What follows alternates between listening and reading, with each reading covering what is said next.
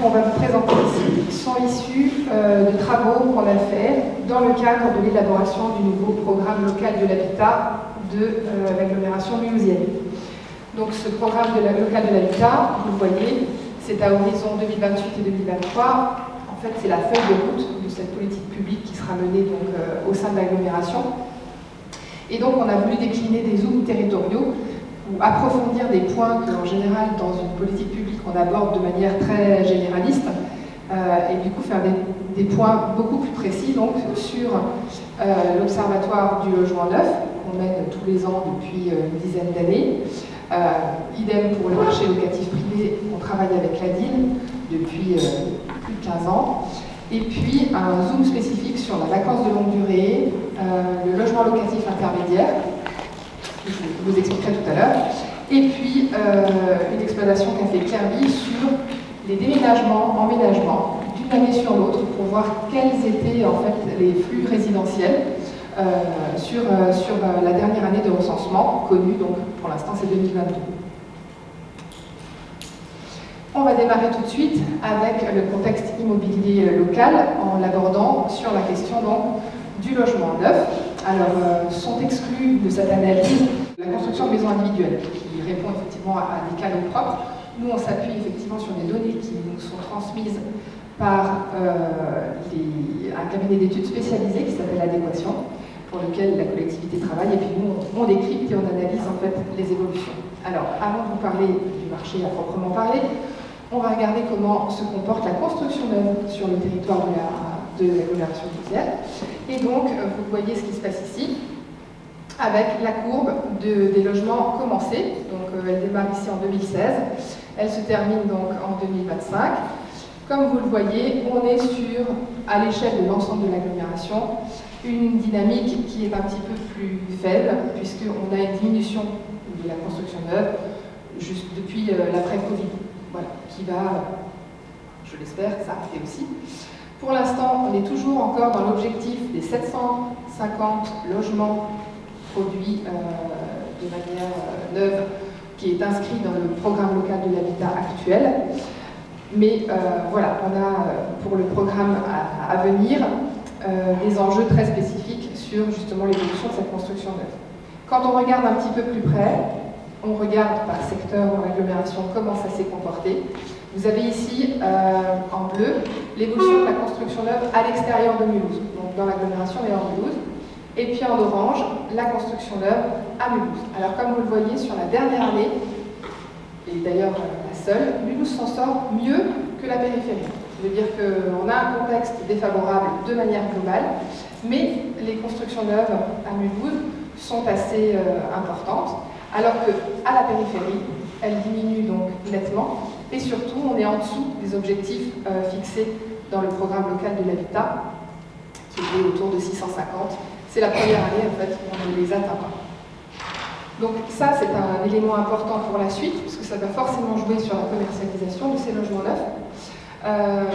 On n'est pas une situation isolée, la situation de la région mulhousienne, puisque actuellement, au niveau national, on a des difficultés sur le marché immobilier qui sont, j'allais dire, communes à beaucoup de territoires. On va donc enchaîner sur la commercialisation. On produit des logements neufs. Comment a évolué la commercialisation de ces logements neufs? Vous avez ici donc un graphique qui vous montre comment s'est passée cette commercialisation donc, pour l'ensemble de l'agglomération mulhousienne, donc Mulhouse plus sa périphérie. Et puis, en orange, toujours, comment se passe cette commercialisation donc, à Mulhouse. Ce qu'on peut retenir, c'est qu'on a un niveau des ventes qui diminue.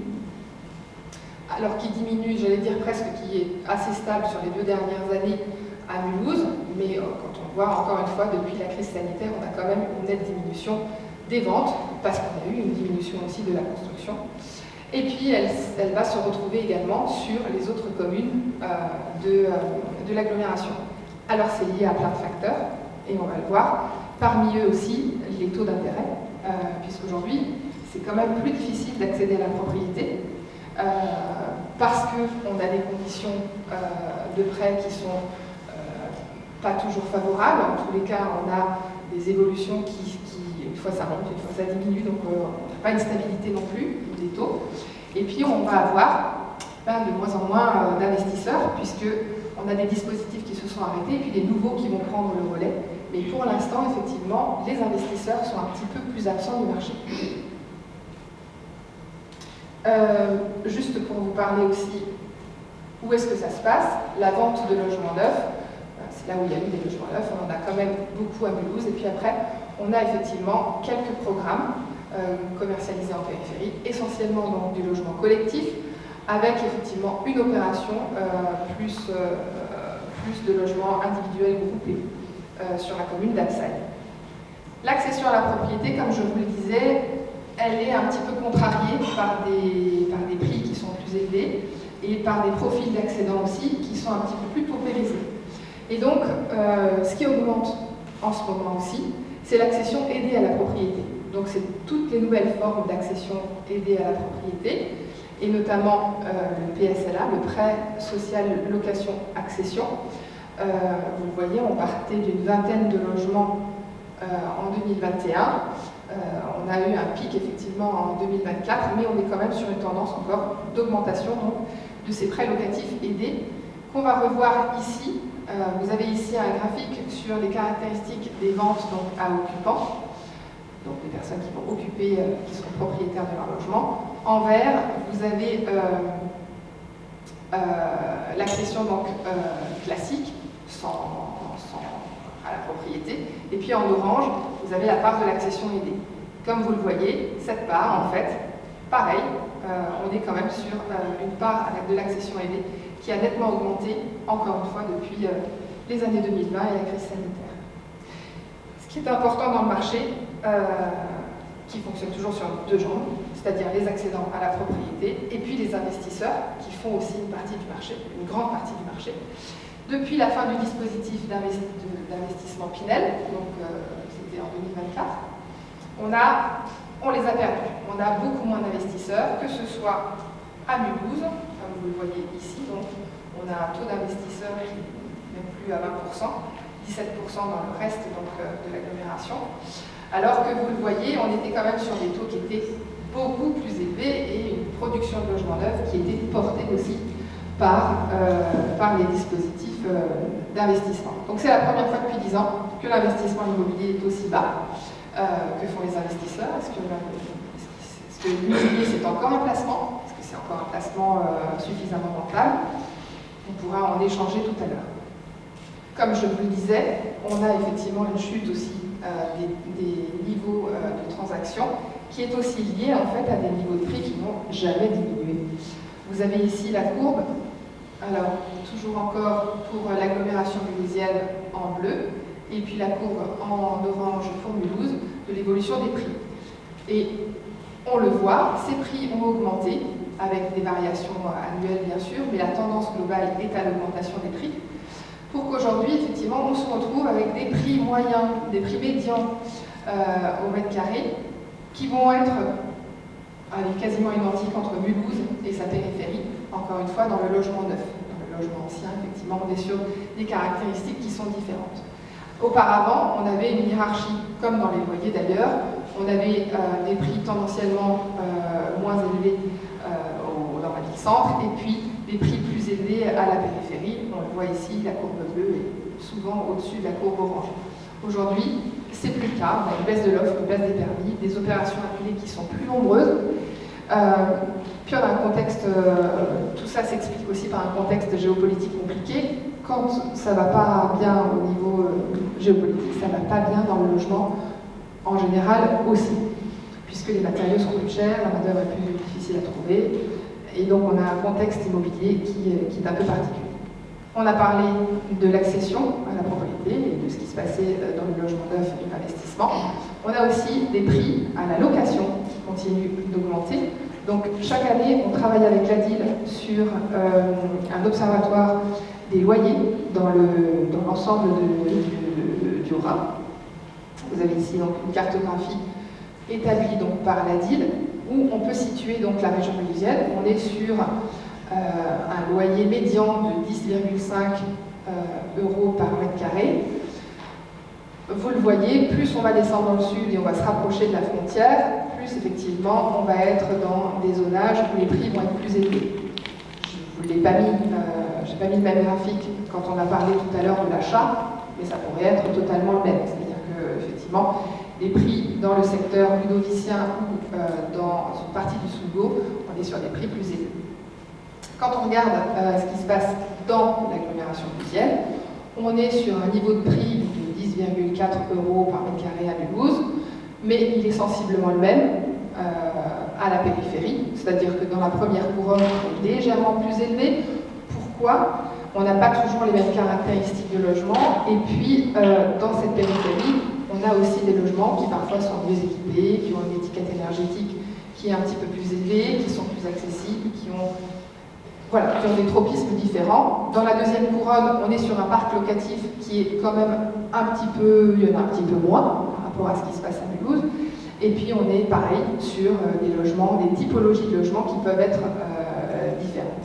Mais voilà, aujourd'hui on est quand même dans un contexte où globalement, entre le centre et la périphérie, au niveau des prix, on commence à se rejoindre très nettement. Encore une fois, pas sur toutes les typologies. On a d'autres facteurs, mais là vous pourrez vous référer à l'étude, puisqu'on analyse aussi l'évolution des prix des logements meublés, ou les prix en fonction de l'âge du logement, de la taille du logement et de son étiquette énergétique. Comme je vous le disais justement, on y vient des prix qui restent différents en fonction en fait de l'âge du logement. Les logements neufs en général, qui sont mieux équipés, qui ont une meilleure étiquette énergétique, ont des prix au mètre carré qui sont un petit peu plus élevés que les logements, même s'ils ont été rénovés la plupart du temps quand même, qui ont été construits de manière, avant soit les premières rénovations thermiques, donc de 73, soit même avant-guerre, avant 46. Sur l'état du marché de la location, parce que là aussi on a beaucoup travaillé dessus en ce début d'année, on voit que c'est quand même un marché important dans l'agglomération, parce qu'un tiers des ménages sont des locataires du parc privé. On est sur un marché détendu, c'est-à-dire que quand on regarde les niveaux de prix, notamment par rapport à la cartographie précédente que je vous ai présentée, on est sur un marché où les prix ne sont pas les plus élevés du Haut-Rhin. Même au niveau national, on est plutôt bien placé, ce qui vaut toujours à Mulhouse une qualification de territoire où on a le meilleur rendement locatif dans la presse nationale. Mais on a quand même une rotation qui diminue dans le parc. Qu'est-ce que ça veut dire ? Ça veut dire que les gens ils déménagent quand même nettement moins. On a moins de références de loyer. On est encore une fois sur des contextes qui sont législatifs en termes d'immobilier ou des contextes personnels ou des situations de l'emploi qui peuvent être compliquées et donc des gens qui déménagent moins. Ils vont rester effectivement dans leur logement, donc là on est assuré d'avoir un logement. On a regardé au niveau national, il y avait les assises du logement la semaine dernière.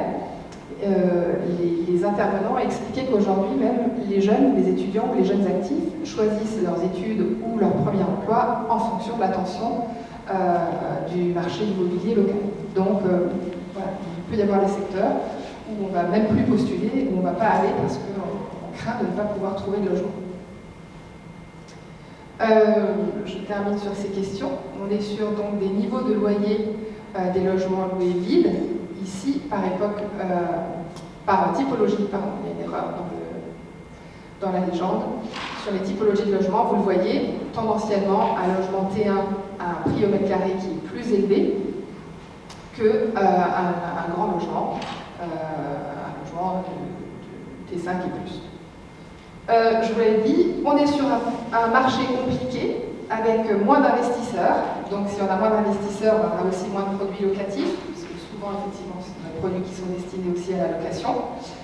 Et on a voulu faire un petit zoom sur un nouveau produit, enfin nouveau, pas si nouveau que ça en fait, hein. Il a été instauré par la loi Allure en 2014, mais c'est un petit nouveau sur notre territoire. Ça s'appelle le LLI, donc c'est le logement locatif intermédiaire, et c'est un produit qui passe un petit peu sous les radars. On a beaucoup de types de programmes qui sont possibles, du logement social, et puis on a de la promotion privée. Et donc le LLI là-dedans, c'est quoi? Donc c'est un type de financement du logement qui a été mis en œuvre pour justement essayer de contrecarrer cette difficulté des classes moyennes à accéder à un logement ou à la propriété. Et donc l'enjeu, c'était de proposer donc des logements neufs avec un loyer modéré pour des personnes qui ont des revenus modestes. Ce LLI, il peut être produit dans les zones tendues. Donc les zones tendues, c'est les zones A, chez nous on n'en a pas, ou les zones B1, B2 que vous voyez en fait ici, donc à l'échelle de l'ensemble du département. Il offre bien sûr des avantages, puisque c'est aussi un dispositif d'investissement locatif, dans le sens où on a un crédit d'impôt sur la taxe foncière pendant 20 ans, et une TVA réduite, en contrepartie d'un plafonnement des loyers et surtout de produire des opérations mixtes. Du LLI, logement locatif intermédiaire, vous ne pouvez le faire que si le programme est inséré dans un programme mixte qui comprend à minima 25% de logements locatifs sociaux. Donc les opérateurs ont été pendant très longtemps des opérateurs institutionnels qui ont aussi sauvé un certain nombre de promoteurs immobiliers quand le contexte était compliqué. Ces partenaires institutionnels, c'est CDC Habitat et Action Logement. Mais depuis très peu de temps, les bailleurs sociaux peuvent également produire du logement locatif social sans que cela ne soit compté dans les objectifs SRU, des communes qui sont concernées par l'obligation de produire du logement social. Et puis, ce dispositif a été ouvert aux investisseurs privés, aux particuliers, alors pas de manière personne physique, mais à condition d'être structuré en SCI ou en SARL. Encore une fois, comment ça va se manifester sur ce territoire?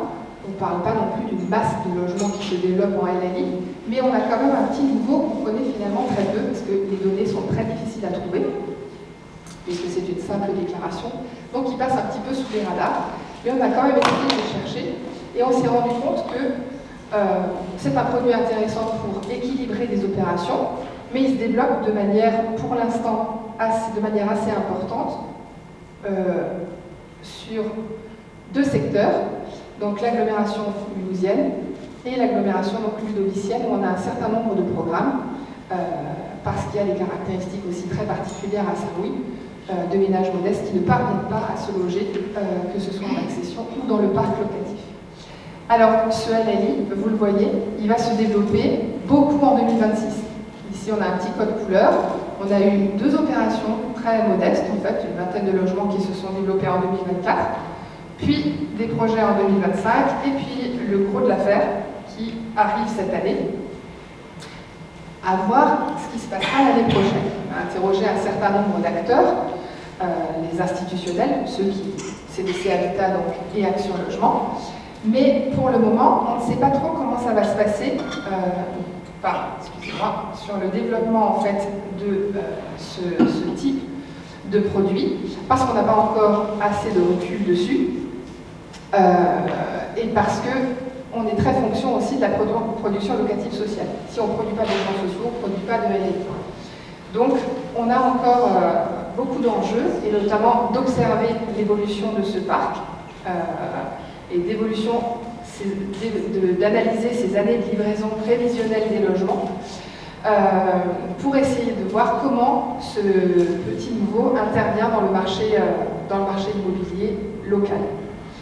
On a aussi un enjeu qui est de veiller à la complémentarité des offres. Je vous ai parlé tout à l'heure de l'évolution des prêts aidés à l'accession sociale, à la propriété, qui s'appelle le PSLA. Il y a d'autres produits qui existent, notamment, vous avez peut-être entendu parler du BRS, du bail réel solidaire, qui existe également, mais qui pour l'instant n'est pas développé dans la région mulhousienne et très peu ailleurs sur le territoire, qui pour l'instant est plus développé à Mulhouse. Mais voilà, il y a des nouveaux produits, des nouvelles manières de faire, dont il faudra effectivement tenir compte dans le futur, et j'allais dire dans la future programmation du programme local de l'habitat. On n'a pas parlé dans le marché du logement, il y a deux piliers, effectivement, il y a le parc neuf, là on en a beaucoup parlé. Le deuxième pilier, c'est le parc ancien. Et dans le parc ancien, on a de forts enjeux, et des enjeux qui vont concerner la vacance.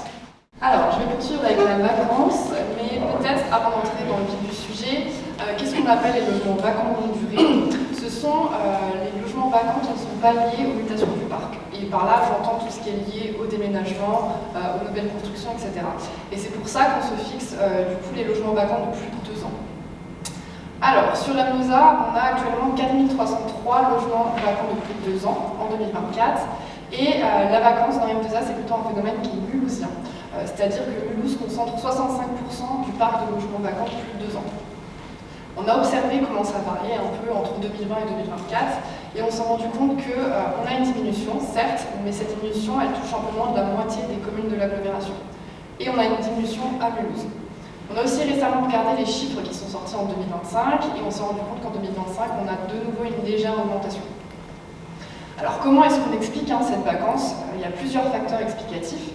Déjà, on a des facteurs qui sont liés à l'économie, par manque de rentabilité ou par coût des travaux. On a des facteurs qui sont liés à tout ce qui est juridique, notamment liés aux squats ou aux impayés. Ensuite, on a des facteurs qui sont sociodémographiques, liés par exemple au vieillissement démographique, c'est-à-dire que les propriétaires, une fois qu'ils sont morts, parfois les logements sont laissés à l'abandon. Ou on a aussi des désaccords familiaux lors des héritages qui font que le logement n'est pas directement remis sur le marché. Et enfin, on a tout ce qui concerne les dynamiques territoriales défavorables. C'est-à-dire que parfois, sur un territoire, on a un manque d'emploi, un manque d'attractivité résidentielle qui fait que les logements ne sont pas remis sur le marché directement. Alors là, vous avez aussi une carte sur la droite qui illustre un peu ce que je disais, mais cette fois-ci pour les quartiers de Mulhouse, puisque cette analyse elle a été faite à l'échelle de l'agglomération mulhousienne et aussi sur les quartiers de Mulhouse. Quand on a un petit peu étudié ce qui se passait, on s'est rendu compte qu'on avait des caractéristiques qui étaient plutôt similaires entre la ville-centre et l'agglomération hors Mulhouse. Alors déjà, on a un parc de logements en collectif qui est plus touché dans l'agglomération, et la quasi-totalité pour Mulhouse, puisque 95% des logements vacants de plus de 2 ans sur Mulhouse sont en collectif. On a un peu plus de maisons individuelles pour les communes périphériques de l'agglomération. En termes de typologie, c'est plutôt les logements de 3 pièces qui sont touchés. Et la vacance longue touche majoritairement les logements construits avant-guerre. Et aussi les logements construits avant les premières réglementations thermiques. Et c'est d'ailleurs ce qu'on a remarqué pour les quartiers des Coteaux, au Poirier, Toulouse et Baronec. Enfin, on pourrait penser que les logements vacants sont de mauvaise qualité, et c'est plutôt logique de penser ça, étant donné qu'ils restent vides un certain temps. Et pourtant, quand on regarde dans nos fichiers de données et qu'on s'appuie sur le classement cadastral des fichiers fonciers, on a accès à la qualité, et on a des logements qui sont de qualité moyenne à Mulhouse, et qui sont jugés assez confortables pour le reste de l'agglomération, donc pas forcément de très mauvaise qualité. Et pour terminer, quand on s'intéresse aux propriétaires, c'est plutôt les SCI et les personnes physiques qui sont les principaux propriétaires, Et pour ces personnes physiques, ce sont plutôt des retraités, puisqu'on a 40 à 50% des détenteurs qui sont des retraités. Alors, quels sont les leviers, les pistes d'action pour lutter contre la vacance longue? Il y en a plusieurs. Tout d'abord, il y a tout ce qui concerne les leviers fiscaux liés à la taxation. Donc, on va parler ici de la taxe sur les logements vacants dans les zones tendues, ou la taxe d'habitation sur les logements vacants, mais cette fois-ci décidée par les communes. M2A, il y a plusieurs communes de M2A qui ont mis en œuvre ce dispositif de taxation, mais qui se révèle très peu impactant, puisque la taxation seule a un effet qui est très limité. Mais je reviendrai plus en détail après sur ce qui fonctionne réellement. On a aussi tout ce qui concerne les aides à la rénovation et à la remise en état, notamment à travers les programmes de l'ANA, les aides locales des collectivités, les subventions énergétiques et les prêts à taux réduit. M2A a mis pas mal de programmes en œuvre, notamment le Habiter Nu de l'ANA sur la période 2018-2022. On a aussi un nouveau PIM en cours. On a aussi un enjeu lié à la sécurisation des propriétaires, parce qu'il y a une part de la vacance qui est liée justement à la peur des impayés ou à la peur des dégradations. Et c'est pour ça que c'est important de mettre en place des garanties publiques, notamment avec l'intermédiation locative, qui permet l'allocation ou la sous-location via une association ou le mandat de gestion sociale. Derrière, ça permet de rassurer aussi les propriétaires. Et on a un parc en IML qui s'est développé dans M2A et surtout à Mulhouse, notamment avec la mobilisation des agences immobilières à vocation sociale. Enfin, le logement vacant, c'est pas seulement un enjeu de logement. On a plusieurs villes où justement on a un enjeu de dépeuplement des centres-villes avec une dévitalisation commerciale, ce genre de choses. Du coup, l'objectif c'est aussi de mettre en place des dispositifs et des stratégies territoriales de revitalisation, notamment pour revitaliser les centres-villes à travers l'amélioration des mobilités ou la rénovation de l'espace public. Et sur M2A, on a plusieurs OPA et PIC qui ont été mis en place. C'est aussi important d'observer ce qui se passe au niveau de la vacance, notamment à travers les observatoires locaux de l'habitat. d'habitat pour identifier et suivre aussi les poches de vacances. Et enfin, on a aussi tout ce qui concerne les leviers juridiques sur les copropriétés dégradées, parce qu'une part croissante de la vacance est concentrée dans les copropriétés fragiles, et à ce titre, Mulhouse est un exemple en ce qui concerne les copropriétés fragiles dégradées, puisqu'elle a mis plusieurs choses en œuvre, notamment le plan initiative copropriété dans le quartier des Coteaux à Mulhouse. Alors qu'est-ce qui fonctionne le mieux parmi tous ces leviers et pistes d'action? Déjà, c'est les approches à façon et territorialisées qui marchent le mieux, puisque on va avoir des politiques et des solutions qui sont différentes selon qu'on soit dans une métropole tendue ou dans une ville moyenne. Et les meilleurs résultats viennent vraiment d'approches artisanales, puisque les collectivités les plus performantes sont celles qui font du repérage d'immeuble à immeuble ou qui ont un contact direct avec les propriétaires. La vacance longue durée, elle se traite très rarement uniquement via une taxe ou des aides standardisées. Ce qu'il faut vraiment garder à l'idée, c'est des approches à façon. Alors je viens de vous parler de la vacance. Cette fois-ci, on va avancer sur les migrations résidentielles dans ce contexte immobilier fragile. Alors qu'en est-il? Nous, on a produit une étude sur les migrations résidentielles entre 2021 et 2022 dans l'agglomération mulhousienne. Donc on a regardé quel était le profil des entrants et des sortants à Mulhouse et aussi dans l'agglomération hors Mulhouse. Alors on a des choses qui sont plutôt contrastées, puisque dans Mulhouse, on a davantage de personnes qui sortent plutôt qu'ils n'en rentrent, ce qui veut dire qu'on a un solde négatif. Alors que dans l'agglomération hors Mulhouse, on a plus de personnes qui rentrent qui ne sortent.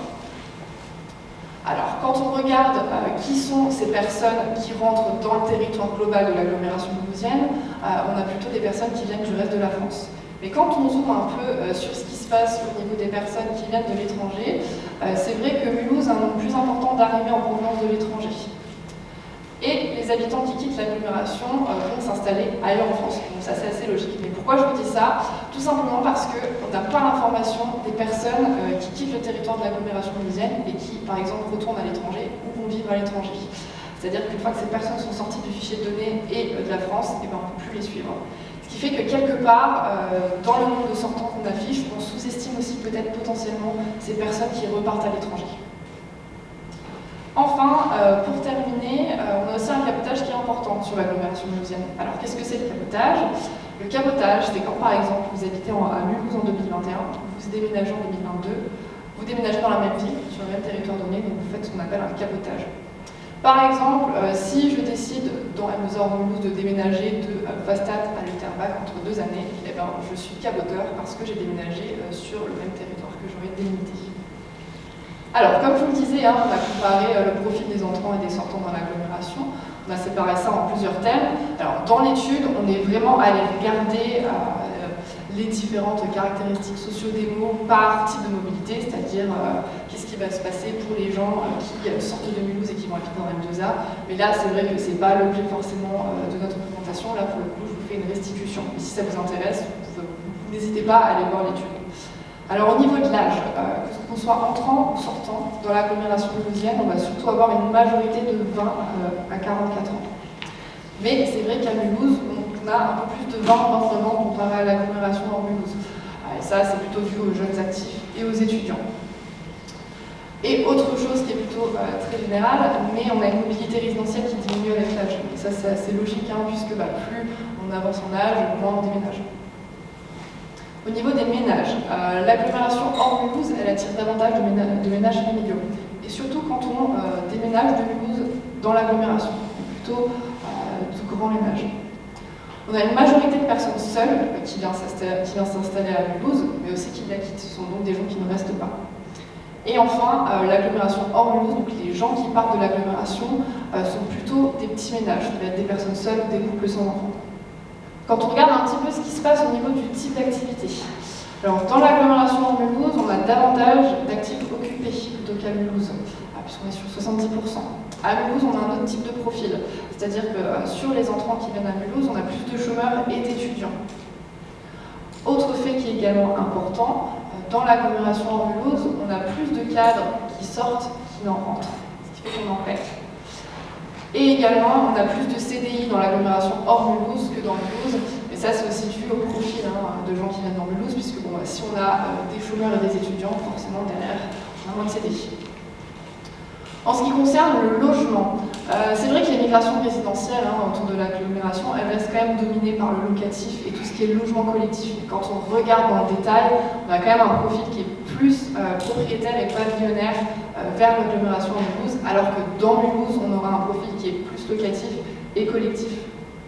On va presque finir cette présentation, mais juste pour justement, peut-être, on est sur des fois des schémas de pensée qui n'ont peut-être plus lieu d'être aussi. Excusez-moi. On a parlé des migrations donc d'une année sur l'autre. On a parlé effectivement du fait qu'on a des familles aussi qui vont plutôt s'installer à la périphérie. Mais pendant très longtemps, en fait, les élus des communes périphériques ont pensé que le lotissement était la clé de tous les soucis. Je l'explique. Ouvrir un lotissement, pendant longtemps, ça a été synonyme d'accueil de familles, de couples avec des enfants, avec des petits-enfants, avec des enjeux qui sont importants sur l'école, notamment, et le fonctionnement de l'école. Aujourd'hui, les lotissements n'accueillent plus forcément, alors j'ai mis que les familles. On est vraiment sur des changements de paradigme importants aujourd'hui, avec un vieillissement qui s'accélère, mais aussi avec une très grande proportion de personnes qui vivent seules et de moins en moins de personnes qui vivent en couple. En tout cas, cette vie en couple, le mariage, elle est largement retardée par rapport à ce qu'on avait il y a quelques années. Du coup, la naissance des premiers enfants, elle aussi, la naissance d'un premier enfant, est largement en recul. Aujourd'hui, l'âge moyen, oh c'est gentil, c'est 31 ans. Alors que vous le voyez, il y a 20 ans, voire il y a 40 ans, l'âge du premier enfant, on était autour, là, hop, on était autour de 24 ans. Donc, c'est un élément qui est très impactant sur qui va peupler les lotissements.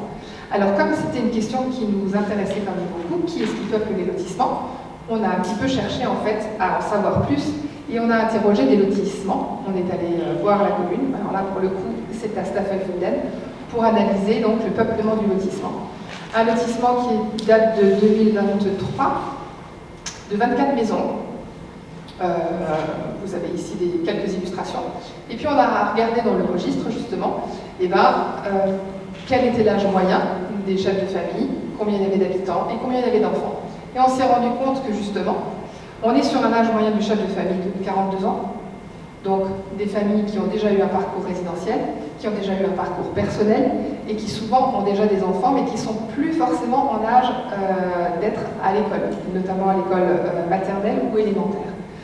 Quand on regarde de plus près, on a regardé la composition familiale des acquéreurs. Vous le voyez, on a 3 ménages sur les 24 qui sont des personnes seules. Et puis, chose importante, on a des seniors, enfin des quinquas, mais qui commencent effectivement à peupler les lotissements. C'est pareil, sur 7 ménages qui sont constitués de couples, on a quand même 2 ménages de plus de 65 ans qui ont acquis dans ce lotissement. On est quand même encore sur une forte proportion de familles avec des enfants, 54%. Mais quand on regarde du côté des enfants, ce lotissement de 24 maisons a, j'allais dire, généré ou accueille 23 enfants. Mais on le voit, ce sont 40% des enfants qui ont entre 7 et 10 ans. Et puis quand on regarde, effectivement, on a 7 enfants qui sont plus en âge d'être au collège et au lycée. Et donc qui ont des enjeux autres, qui ne fréquentent pas les établissements effectivement scolaires de la commune et qui ont plutôt besoin de transport adapté. Donc, ce sont des éléments importants dans le contexte du marché immobilier aussi, de voir comment évolue la population sur le territoire, parce qu'elle va être déterminante sur le type de produit à proposer pour répondre à la demande en logement.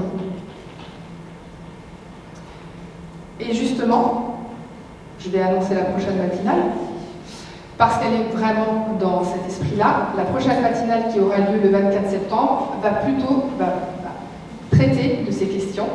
Elle est intitulée « Un enfant vraiment », puisqu'aujourd'hui, effectivement, on est sur une baisse de la natalité, j'allais dire nationale, mais localement, on la ressent très nettement aussi. Et donc, le démographe Didier Breton interviendra sur les évolutions de la famille, des évolutions passées, les facteurs aussi, pourquoi aujourd'hui on fait moins d'enfants, et comment est-ce qu'on va repenser l'avenir des territoires, et je vais dire de toutes les thématiques territoriales qui vont impacter donc, cette